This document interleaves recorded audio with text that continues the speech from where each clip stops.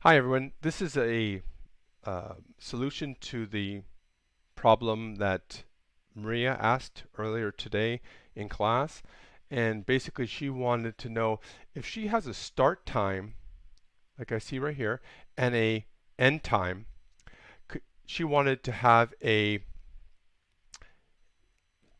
column that showed the hours worked between the start time and it's a lot easier than you think. All you've got to do is type in equals and take in this case, I'm going to take the stop and subtract it from the start to get a positive number, right?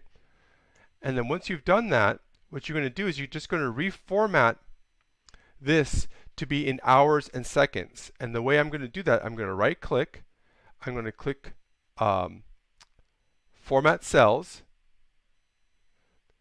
and then I'm going to go to Custom, and then for the custom, I'm going to just type in hours H colon minutes like that, and click OK. And that will show me the hours and minutes worked between this time and this time. And this works because if I type in 1 p.m. watch, that's a 3-hour difference, 3 hours and 19 minutes difference between this time and this time. And that's basically how you do it.